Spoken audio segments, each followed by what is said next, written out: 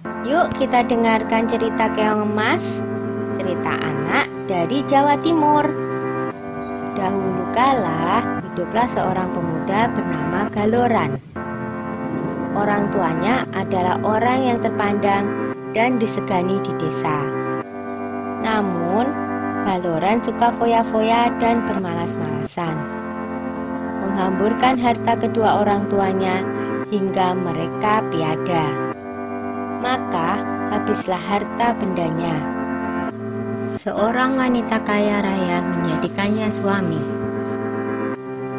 Wanita itu memiliki seorang anak perempuan yang rajin dan pandai menenun bernama Jambean. Jambean yang rajin bekerja itu sering menasehati ayah tirinya agar tidak bermalas-malasan saja. Nasihat itu justru membuat Galoran muka. Beraninya dia menasehati orang tua. Patutkah itu? Galoran marah. Ibu Jambean berusaha membela Jambean. Tetapi apa daya? Sekarang engkau harus memilih, aku atau anakmu, ancam Galoran. Hati ibu Jambean sangat sedih mendengar perkataan Galoran. Dia menangis siang malam karena bingung. Suatu hari dia memanggil anaknya. "Jambean anakku, kemarilah nak," serunya lirih. Jambean langsung menghampiri ibunya yang tengah bersedih. "Mengapa emak bersedih saja?" tanyanya dengan iba. Maka diceritakanlah rencana Galoran yang berniat mengusir Jambean dari rumah. Dengan sedih, Jambean pun berkata, "Sudahlah mak, jangan bersedih, biar aku yang mengalah. Yang benar nanti akhirnya akan bahagia mak," kata Jambean meyakinkan ibunya. "Aku akan pergi melewati jalan ke Bandungan." Dengan sesak tangis sang ibu mengangguk. Di malam yang gelap dan hujan lebat itu, Jambean pergi meninggalkan rumah. Tak berapa lama kemudian, ibu Jambean yang tak kuasa menahan kesedihannya berusaha mencari, tapi tak bisa menemukannya. Ibu Jambean tak bisa menemukan anaknya karena secara ajaib Jambean telah berubah menjadi seekor siput, atau dalam bahasa Jawa, keong. Di desa Dadapan hiduplah dua bersaudara, bernama Nyai Sambega dan Nyai Sembagil. Mereka hidup miskin dan bekerja mengumpulkan kayu bakar dan daun talas. Suatu hari, keduanya pergi ke bendungan untuk mencari daun talas. Tiba-tiba mereka terpana melihat keong berwarna keemasan di atas batu. "Alangkah indahnya keong ini," seru Nyai Sambega. "Lihatlah, kulitnya indah berwarna keemasan. Aku ingin memeliharanya," katanya lagi. "Iya, sangat indah. Kita bawa pulang saja dia," saut Nyai Sembadil. Maka dipunguտնyalah keong tersebut untuk dibawa pulang. Mereka meletakkannya di dalam tempayan tanah liat di dapur rumah. Semenjak itu, kehidupan mereka berubah. Terutama setiap pulang dari bekerja, di dapur selalu tersedia lauk dan rumah berubah menjadi rapi dan bersih.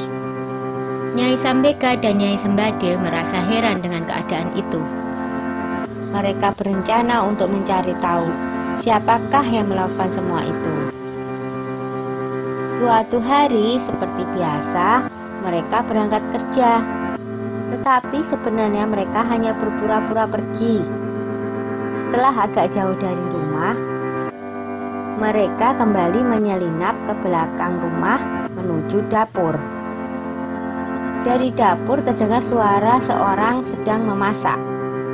Keduanya sangat terkejut saat melihat seorang gadis cantik keluar dari tempayan tanah liat tempat keong emas peliharaan mereka. Tentu dia adalah jelmaan dari keong emas itu, bisik Nyai Sembaga. Ayo kita tangkap sebelum dia berubah lagi menjadi seekor keong emas, bisik Nyai Sembagil. Dengan mengendap-endap, mereka masuk ke dapur. Lalu ditangkaplah gadis yang sedang memasak itu.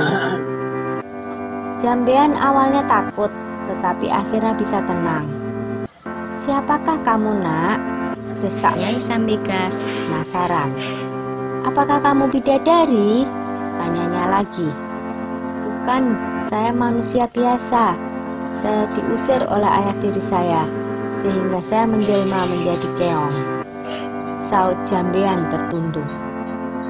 Keduanya terharu mendengar cerita Jambean, apalagi melihat ketekunan gadis itu dalam bekerja dan kebaikan hatinya. Akhirnya, keong emas diangkat sebagai anak. Sejak itu, keong emas membantu keduanya itu dengan menenun.